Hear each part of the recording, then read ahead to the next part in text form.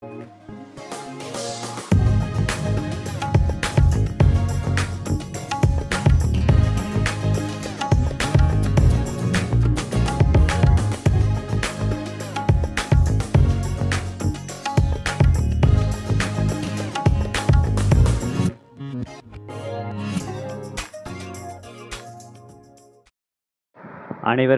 வணக்கம்.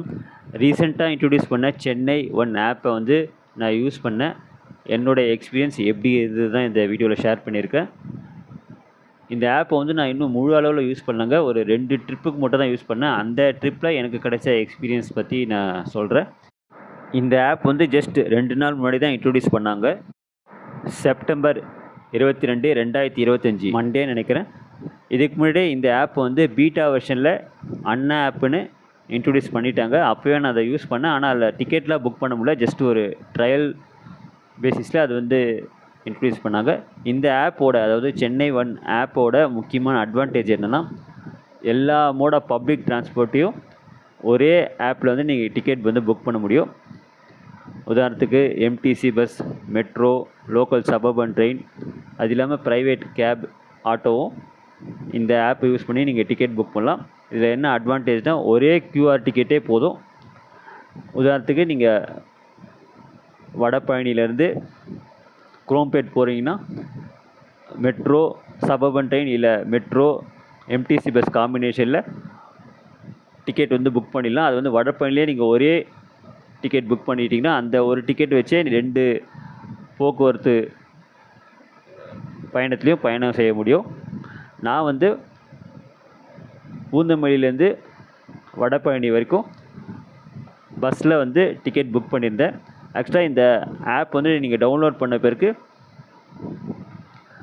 ஓடிபி, உங்கள் cell number, உங்கள் நேம் வந்து ரெஜிஸ்டர் பண்ண வேண்டியிருக்கும். ஒன்ஸ் அதை ரெஜிஸ்டர் பண்ண பிறகு, ஓப்பன் பண்ண பிறகு ஈஸியாக தாங்க இருக்கும். எந்த இடத்துக்கு நீங்கள் போகணுன்னு அந்த டெஸ்டினேஷனை செலக்ட் பண்ணிங்கன்னா உங்களுக்கு வந்து ஒரு ஆப்ஷன் காட்டும்.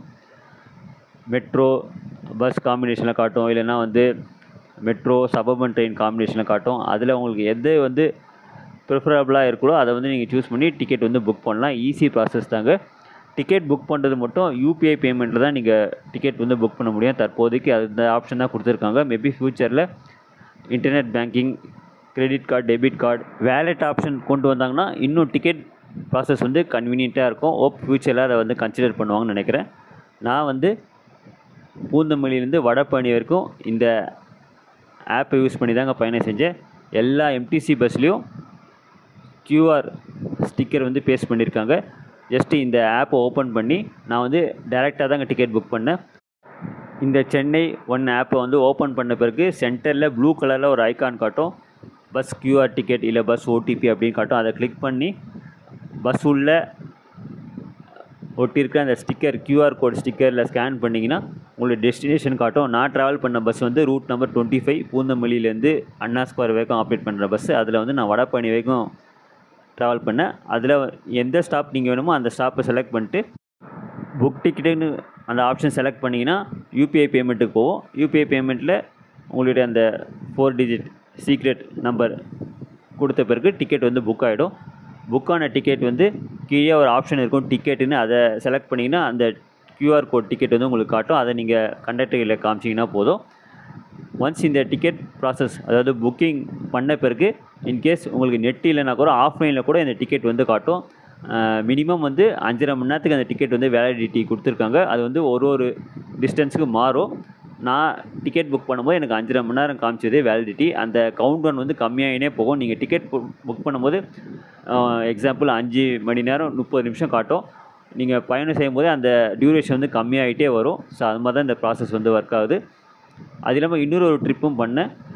வடபழனிலேருந்து குரோம்பேட் வந்து மெட்ரோ, லோக்கல் சபர்பன் ட்ரெயின் அந்த காம்பினேஷனில் டிக்கெட் வந்து புக் பண்ணேன். அதுவும் வடபழனிலே நான் டிக்கெட் புக் பண்ணிவிட்டேன்.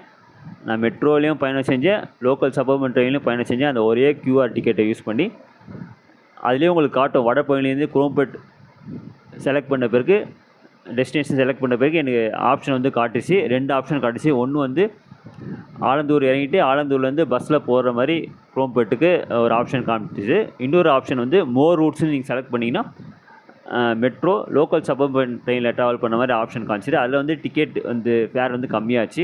ஸோ நான் 2வது ஆப்ஷன் தான் செலக்ட் பண்ணேன். பட் என்னென்னா அதில் வந்து சென்ட் தாமஸ் மவுண்ட் காட்டாமல் கிண்டி, அதாவது ஆலந்தூர் இறங்கி கிண்டி மாதிரி போகிற மாதிரி காமிச்சிது. ஸோ அதெல்லாம் கொஞ்சம் வந்து ரெக்டிஃபை பண்ணணும். ஆக்சுவலாக சென்ட் தாமஸ் மவுண்ட் காமிச்சிருக்கணும், அது வந்து காட்டல. ஸோ இந்த மாதிரி சின்ன சின்ன இந்த அக்யூரேசிலாம் போக போக வந்து கரெக்ட் பண்ணிடுவாங்கன்னு நினைக்கிறேன். ஒரு சூப்பரான ஆப்புங்க. நான் எக்ஸ்பிளைன் பண்ணுறதோட நீங்கள் லைவாக அதை யூஸ் பண்ணி பார்த்தீங்கன்னா தான் உங்களுக்கு அது கிளியராக தெரியும். இன்னும் நிறைய ஆப்ஷன் இருக்குது, அதெல்லாம் நான் ட்ரை பண்ணல. போக போக ட்ரை பண்ணிவிட்டு எப்படி எக்ஸ்பீரியன்ஸ் இருந்தது நான் முடிஞ்சால் கம்யூனிட்டி போஸ்ட்டில் ஷேர் பண்ணுறேன். இந்த ஆப்பை யூஸ் பண்ணி நீங்கள் இண்டிவிஜுவலாகவும் டிக்கெட் புக் பண்ணிக்கலாம். அதாவது நான் வெறும் மெட்ரோ மட்டும் தான் டிக்கெட் புக் பண்ண போகிறேன்னா மெட்ரோ டிக்கெட் புக் பண்ணிக்கலாம், சபர்பன் ட்ரெயின் டிக்கெட் புக் பண்ணிக்கலாம், எம்டிசி பஸ் டிக்கெட் புக் பண்ணிக்கலாம், இல்லை கேப் ஆட்டோ டிக்கெட் வந்து புக் பண்ணிக்கலாம். ஸோ இண்டிவிஜுவலாகவும் நீங்கள் யூஸ் பண்ணிக்கலாம் இந்த ஆப்பை யூஸ் பண்ணி. இதுதாங்க இந்த ஆப் யூஸ் பண்ணும்போது எனக்கு கிடைச்ச ஒரு லைவ் எக்ஸ்பீரியன்ஸ். நன்றி, வணக்கம்.